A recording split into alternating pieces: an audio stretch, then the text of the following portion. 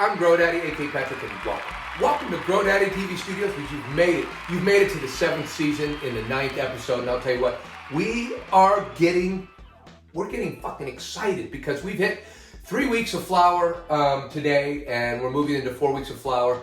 And we talked about this before, by the way, that last year I think we were calling flower when we sold the pistols, and this year we're calling flower when we did the flippies. I think, well, it's a mixed crowd out there if you ask. But I find that most of the people that have been growing for years, they talk about flower starting when you do the flip. So we've decided to move our game up a little bit, elevate it up to maybe a little bit above. And also that way it lands on our filming day, the anniversary day. That's correct. And seems like we do everything today, which is a Tuesday here. You know, we do everything about a week and a half in front of the videos. In YouTube land, it's Thursday. Yeah, it's Thursday, but it's really Tuesday for us, about a week and a half before you saw this. Needless to say, 3 weeks of flower. These girls are really looking good. We did a lot last week to prepare them after their first 2 weeks, to prepare them by lollipopping and defoliating and chiropractic. By the way, we got a great video on it. Hope you guys enjoyed it last week. I think we put it out on Sunday or something. So anyways, it was fun to do, but it's a lot of work and it's intense and it's a lot of fun. Listen, I want to tell you guys what we did this week really in the tent, and what all we did this week in the tent was, I did was watch my little babies heal. Yeah, because if you saw what I did to them last week, I mean, I tore the shit out of them. They were pretty beaten up looking, yeah. They really were. But very cleaned up. Yeah, but you hadn't seen them all week. And I came down here all week, and I kind of, I did the whole, you'll be all right, you'll be okay. No, Mom's busy right now. She would come down, but she's really busy. You guys will be okay without her. I'm here. What do you guys need? A little water? Okay. I can get you guys some water. And then I filled with them a little bit, because after I defoliated and did the chiropractic on them, they got all, and the tent really looked like shit all week. But I'll tell you what, today, got the tent back in order. The tent's looking really good. The girls are healthy and they're drinking a lot of water. We're still got our lights at 18 inches on both tents, but I have been dialing up our wattage, our power that we're using on the light, and I've got them both at about 150, 155 watts, which is, they were at 100 watts, so I've increased it through the week by adding, a little bit. By about 50%. Yeah. Don't know what I'm going to go to quite yet. I'm going to kind of look at some stuff in my notes, what I've done in the past years and what's going on. But we're still at 18 inches, but the par on the canopy. The pars come up from about 300 to now they're above 400. They're between 400 and 450 for the most part on most of these. And remember, look how much higher this light is in this tent. These girls are that much taller and that much bigger. They're just huge. Anyways, it's kind of exciting. I've never had anything that tall in the tent, and I'm starting to run out of room up on top. So it's getting kind of fun in there. But as you notice, I've managed to keep a really nice even canopy still through it all. I don't know how they're going to hold up the big buds, because we're going to have huge buds, by the way. Oh yeah.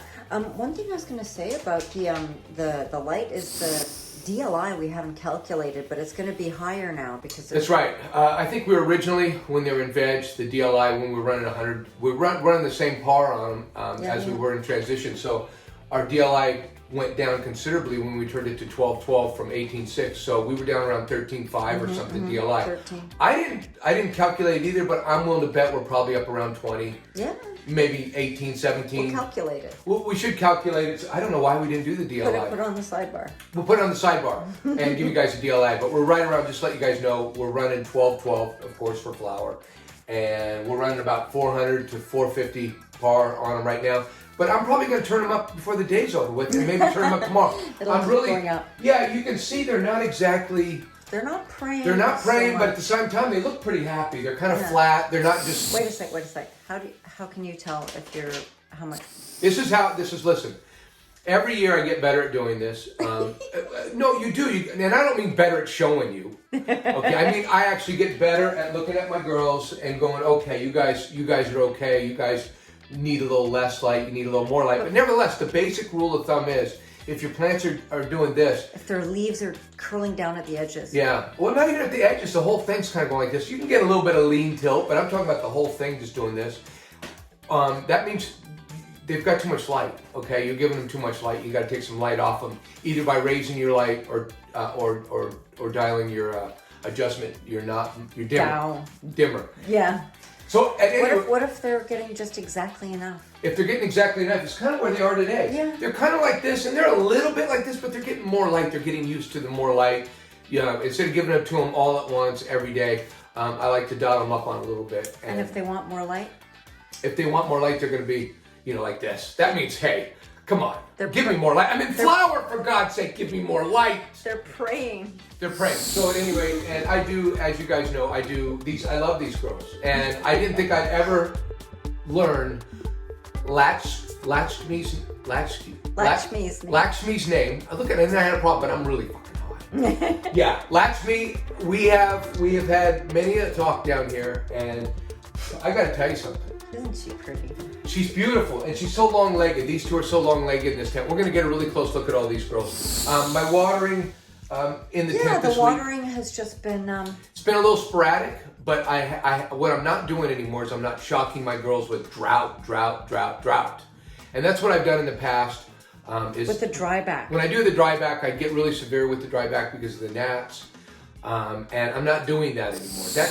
That stresses out your girls a little too much. Now you're using these blue mat moisture meters. I am. I'm using the blue mat moisture meters, and I've had gnat problems. They're all gone, by the way. I don't have any gnats in here today. I don't see any. But I've been watering. I think I gave them a really good water last week, and then didn't water from the bottom. And I'm able to keep a good track of how much is in there, even though they're really heavy.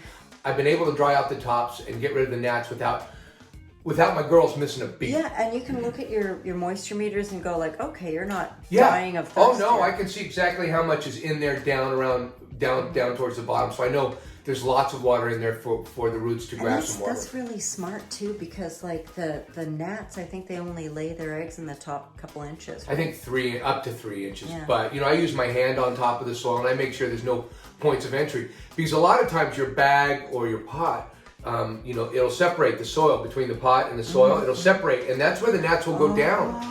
So I kind of like to work my hands around and cover that crack up. So if they want to go down there, you're going to have to work for it. Ain't nobody fucking opening any doors for gnats around here. And bottom watering also stymies them. Well, and today, I don't know why, but today I just chose to put, I put almost 2 liters in all these girls today. They're drinking, by the way. They're drinking 1.5 to over 2 liters.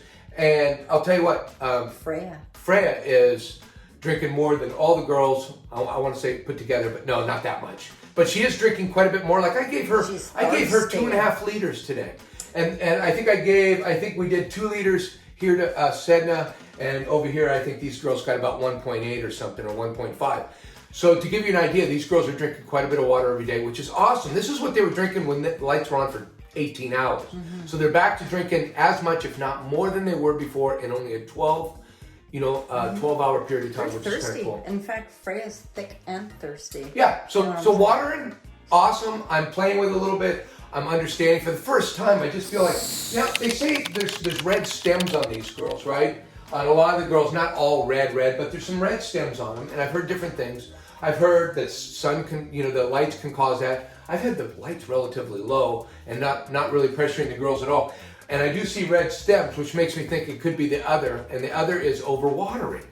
Now, I've heard red stems could come from overwatering. Now, I don't have a lot of red stems, but I do see plenty, and I probably have given it plenty of water. Been generous, Daddy? Yeah, but these guys have shown me no signs at all of being overwatered. They have been perky, happy the entire growth. So that's kind of, I don't know, I'm just saying that. Maybe you guys know something about it. Put it in the comments what you guys know about red stems. Yeah. Anyways, girls. So how about the VPD? VPD in the tent, we've dropped our humidity down to 60 from 70, and we've kind of kept the temperatures about the same between 75 and 80. And then they go down to about 70 at night. And I have to open my door in here. We're in the middle of winter, but there's It's been a mild winter here in Victoria. It's been a mild winter, but nevertheless, I haven't had to turn on the heat down here all winter. These girls have kept themselves warm. Wow.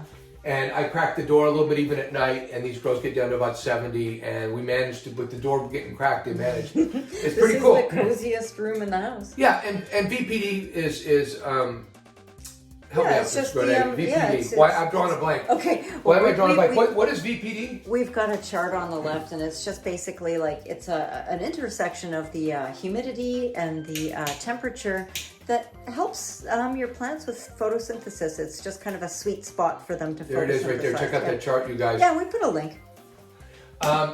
And this is the chart that everybody uses in the cannabis industry. If there's a new one out there, yeah, let us know. Yeah, put it in the comments. Let us know if there's a better one or somebody knows of one that's specifically for cannabis.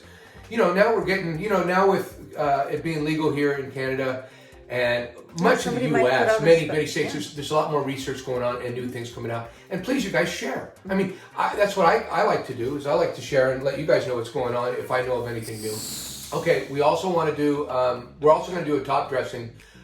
This is the third week of flower, and that's when I like to do the last top dressing, the last bit of anything I'm really going to do to these girls. And what we're going to do, or what I'm going to do, is I've got enough room in the tops of these that I can use some soil and some worm castings along with my Gaia green, which is right here. And I'm going to use 284 Gaia green, and I'm going to use 1 tablespoon per gallon. So that's going to be 7 tablespoons. So I'm per pot. Yeah, per pot. 7 tablespoons per pot. I'm just going to put that in top. Per bag. Yeah, I'm going to use a half a cup of worm castings and a half a cup of soil to mix. Put that in the top. Half a cup? I thought you said a cup. A cup. Yeah. Yeah, a cup of. But you don't need any of that, by the way. Let me finish first before I say that. This is mineralized phosphate, which is really good for the flowers. It's basically. Canada can't get any bat guano, and this is basically what that's replacing. You see the cave? That's where a bunch of bat shit. I don't know how they do it, but they somehow get bat guano. But it's not bat guano. It's mineralized phosphate. But the plants love it, and I like to put that in along with this top dressing. Also, 1 tablespoon per gallon? No, I would have to look, but if I'm memory serves me right, I fucked up last season and I put way too much. Oh, you did? I put 2 tablespoons a gallon. Oh my Remember? God, that's right. We'll put it up on the No, board and it's here. 2 teaspoons. It's 2 teaspoons. A gallon. So times 7. I don't know what that is. But do the math. It sounds to me like maybe 2 tablespoons, maybe Whatever. 2.5. We'll But we'll do the math and we'll figure it out. That's all we're putting on top. And but let me talk. That would give me a good. Let me talk just a little. That's what we're doing for top dressing, and we'll water that in, and we'll show you some B-roll. We'll do that tomorrow. We'll do that tomorrow, but we'll put it in this video. We'll put a little B-roll in there. And let me just talk a little bit about dry amendments, since we're talking about if you guys don't use them, hey, great. Everybody, I mean, we've got so many different ways to grow with hydroponics and just Soil, different fertilizers, organic, synthetic, whatever. Listen, they all produce, and I would argue that maybe synthetics can produce some of the best buds. I would argue, biggest, best. You can just feed the shit out. I had some of my biggest crops when I was bottle feeding my plants, although it was organic bottle feeding. But you can. It was a liquid kind that it was a liquid kind, and you can really put it in there for the girls to feed, and they did. But I tend to like to I really like this kind of easy layback kind of gardening that I do now. Because those only really kick in after a couple weeks. They kind of break down slowly in the soil, and it's all gradual. Yeah, and so all you have to do is prepare for that, and you really don't have to do much. It's the easiest way to grow. And the plant, my point is that like the 444, the 284, they're blends of rock, dust, and oats, kelp and stuff. And I don't know. I can just read, just all kinds of blood meal. I mean, it just goes on and on. But this is a great blend. I've never heard anything bad about these blends at all. You can get these dry amendments in many different from many different other people that have different recipes, how they put together the blends, and some of them can be good for your crop. And I honestly don't know a lot about anything or really care, except that I got something that works. And if it ain't broke. That's right. And I think my whole point was when I first prepared all this soil, I put so much of these amendments in because I put it in when I got it, I let it cook, and then I put it in again. And so these things are really loaded with a lot. As you can see, the plants really don't take any more. Yeah, they're okay. The plant does it, but they're not burning. None of this is going on, and it's got no deficiencies. Yeah, you would probably see little brown tips on there. Listen, I watched so many grows when I was trying to figure out how I wanted to grow, and I saw so many people burning their shit. I saw so many people just having such a difficult time. I was having a difficult time following these schedules for feeding, even organic feeding when I was bottle feeding. It was just complicated. And this took... This you just kind of have to mark it on your calendar. Well, you just, and I've gotten to a point now, this is my 7th indoor grow, where now I'm so glad I went this way and I'm learning how to grow this way because it's the easiest and I think it allows me enough time to do other things. Well, not only that, but also not panic every 2 seconds because my plant, something's happening to some disease.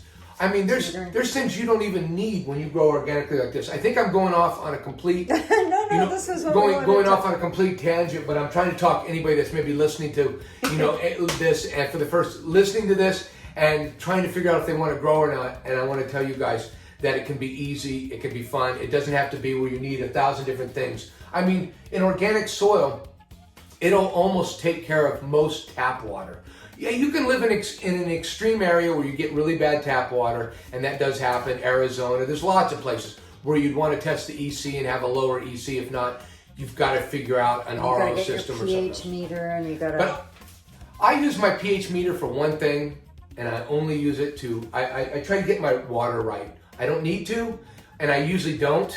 My water is all over, but I try. I make an effort of taking it from 7.5 down somewhere around 6.5. But the ECs here, there's nothing. Our water's clean. Now you better tell people what our ECs. Our EC is like 26. So that would mean parts per million of. Well, that would be ppm, but EC is electric. It doesn't matter. They're the same. Well, no, the pin measures both the same. They mean the same thing. So just the ppms in the water. We're only 26 parts per million. That we get it's pretty clean water. Very clean. But you talk to, I've heard Mr. Grow It, just to drop a name. I've heard Mr. Grow It on his show mention that he was getting somewhere around 400 or 600, 400 or 600 read, and it would just kill his plants when he first started growing, and he had to get an outside source of water. So you can have extreme bad water. So, but we're fortunate we can almost pour anything in our plants. And I got to be honest with you, I don't need. I think I can just put the tap water in these things, and my soil's going to take care of my pH, bring it to where it needs. Here's another little tip if you want to talk about that watering thing. Is like you can actually get rid of the chlorine and the chloramine with a little vitamin C powder, right?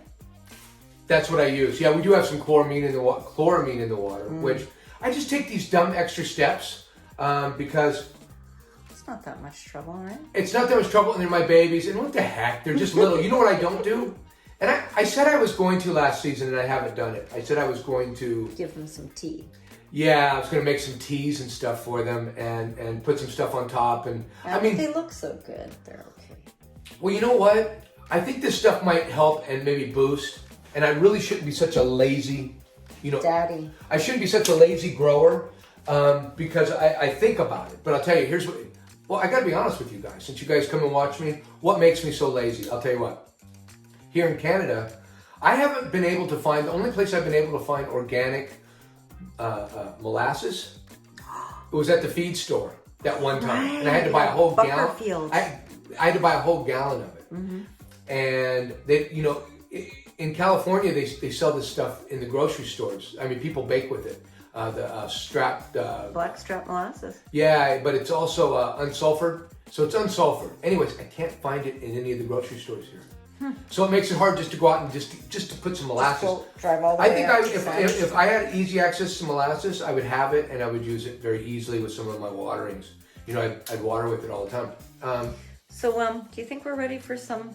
Oh, I forgot.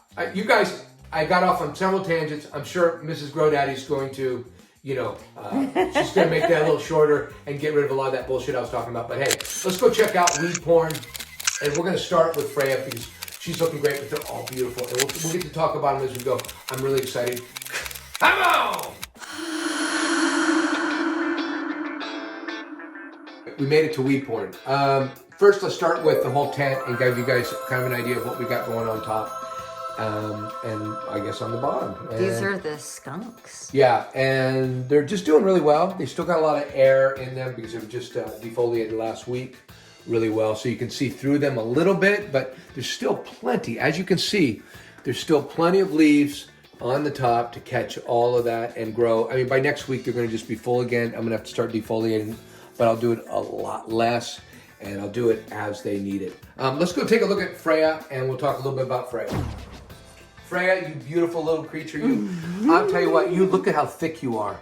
You are thick and thirsty. She's so burly. Her stem is so thick. Yeah, she's got a nice canopy. All of her buds are going to get equal light. She's small and she's stumpy, but we've grown these before. Yeah. We know what's going to happen. Nothing but good things. She's drinking so much water. I am so excited. You know what? And as you notice, there's a little bit of air. You can see a little bit through the plant. But Grow Daddy did such a job defoliating. Yeah, and we're just making sure no buds are covered, and we have as many leaves as we can on the top to catch the light coming down. What can I say, Freyja? You've got your own thing going on over here, and we've talked about this. You're not like the other girls. You're a little older, a little more mature. So therefore, you've got those. You've got that woman's shape, right? Oh, I don't know. I think she's got kind of a more of an MMA kind of chick. Well, I just mean she's got those thighs and that ass. Yeah, you see, if you see on somebody that's a little more mature and a little more, been going to the gym a lot is what I mean, and really working on squats. Yeah. She's beautiful. Absolutely beautiful. But you know what? Her roommate in the tent, Sedna, our other, and by the way, we didn't even say this, but just to let you know if you're just tuning in, this is a skunk from Rocket Seeds, and Sedna next door is also a skunk from Rocket Seeds. Let's go check out Sedna. Come on. Hello, Sedna. And Sedna, she's our other skunk in the tent from Rocket Seeds. She's beautiful, but she is so damn perfect. Look at her. It looks like she's got a scrog. She's absolutely...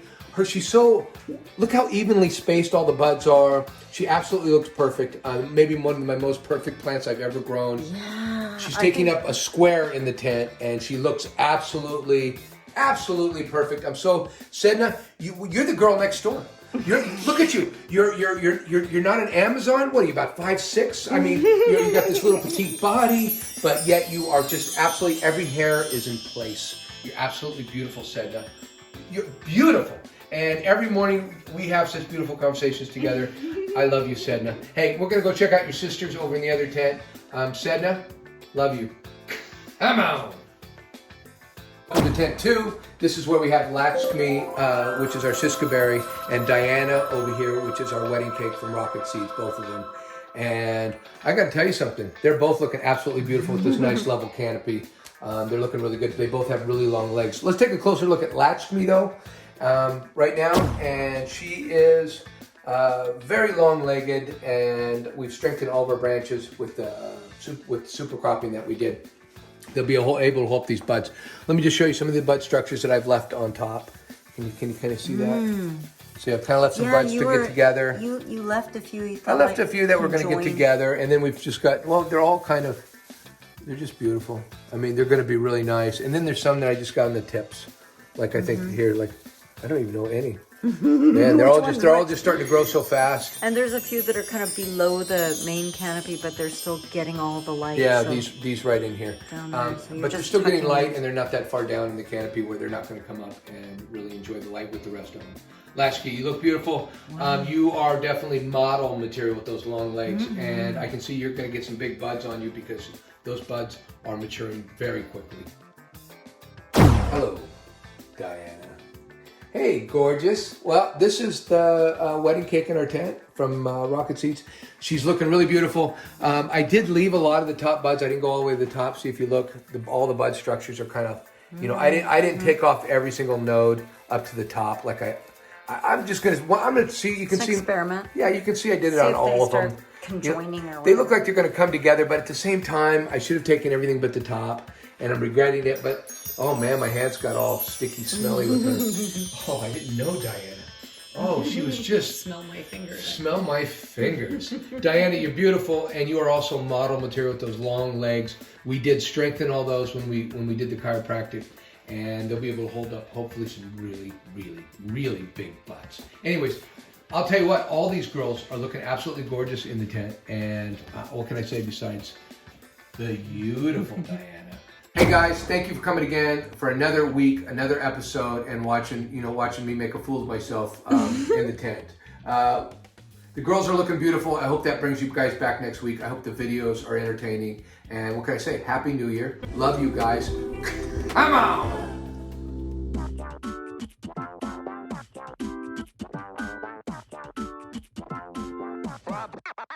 Season 7, episode 9, take 1. I need something to help me make me think. You've made it to the 8th season? No, 7th season. What season? You've made it to our 8th episode and our 9th. Season 7, episode 9. Yeah, season? Yeah. Made it to the 7th season, the 8th episode. And let me tell you what. 9th episode. Okay, again. 7th season. Season in the 8th episode. God damn it!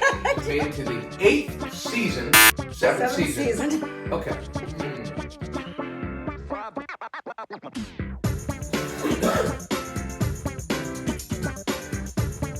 You've made it to the 8th season, the 9th episode. 7th season, sweetheart. You've made it to the 7th season, the 8th episode. 9th episode. What? It seems like you're switching them on me every time. Season 7, episode 9. Episode 9? Episode 9. Okay.